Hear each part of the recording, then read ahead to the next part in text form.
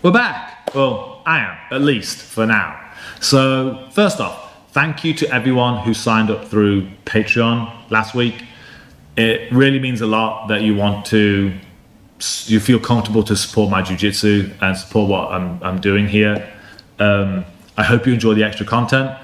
There's a link down there, hopefully, if I remember, if anyone wants to sign up. Anyone from the second tier, the blue belt tier and up, gets pretty frequent content at this point. I'm bringing the camera with me most of the time now, so I can record a lot more. And it's usually just the ideas I'm having in the gym before I feel comfortable putting them onto the main channel. So it's just stream of consciousness stuff. If anyone has any ideas of stuff they want me to go through specifically, just drop comments and I can stick them together and we can make a conversation out of this. Purple belt and brown belt tiers on there. I do extra videos per month and Zoom calls, so look into that if you're interested. I am at the Whoopass camp in Amsterdam next week, so I'll be recording a few things out there, rolls, bits of the classes, and uploading those as well. And if I have good internet, I'll be doing it whilst I'm out there. Secondly, the new Fanatics releases dropped last Tuesday, I think the 9th or something like that. I am crazy excited that these things came out. There was 2 releases. The first one was Unstoppable Stand-Ups with Charles Harriott, which is looking at the elbow frame.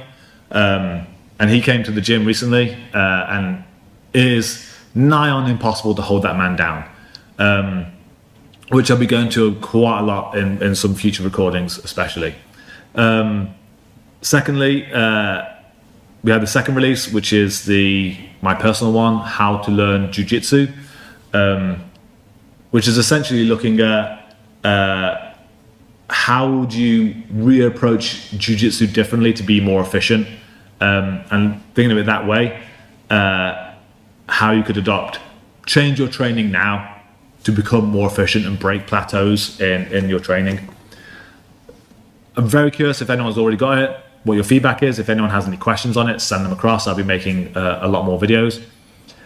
Naki and I are restarting the Reap the Week Villaincast podcast tonight.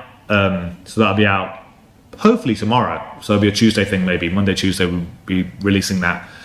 Talking a lot about the release, what we're doing, what's happening in the gym, competition prep, and just various things about jiu-jitsu.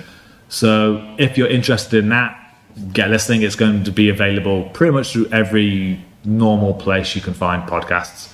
So finally, going into the Fanatics releases, if you haven't already got them, if you have, please send feedback. I'm always very curious about if it's helped or not helped and how we can do better.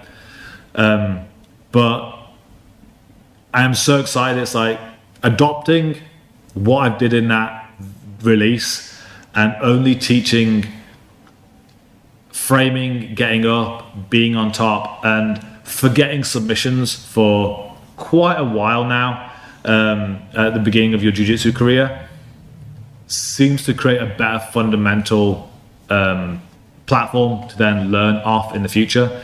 And it's based upon this idea that when you first start, you have low coordination.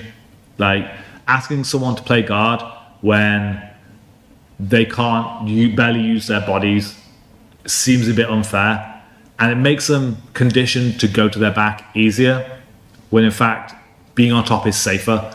And there's quite a few, especially the beginners we have in the gym now, the logic behind it is, if I just teach them to be on top, never go to their back, then the only way they're ever going to get submitted is from someone on the bottom playing guard or some style of outlying technique like buggy chokes from side control. But it's a better habit to have instead of just flopping to your back all the time. It does go into a lot more detail than this. It's a much longer release than what I'm saying now. And also, I don't feel like I explained this heavily as I should have, but forgetting submissions, because if you frame in your mind that a submission is the end goal of a roll, you will throw away good position for submissions. And if that submission goes wrong, then you've thrown everything away. When in fact, if I reframe to especially new people when they start, ignore submissions, dominate, like drown the other person in the positions that you get, then eventually, if you become proficient at that and slicker at that, eventually you will find those submissions. But if you have it in your head that no, the role is submissions only, it's amazing how much you throw yourself into bad places hoping for the best. So it's made me so, I mean, I had to sit here in Thursday night's class last week and actually say to the whole gym, I don't know what to teach anymore, because I can't hold anyone down long enough to submit them. So what's the point of learning submissions? It's so exciting and so humbling at the same time to have the gym change this much. I wish I was doing this 14 years ago. I'm happy at least now. At least come across it. It'd be interesting as well. Hopefully Naki and I will record some of our roles, and you can see how much this has changed and how frustrating it is. So there's been a lot happening.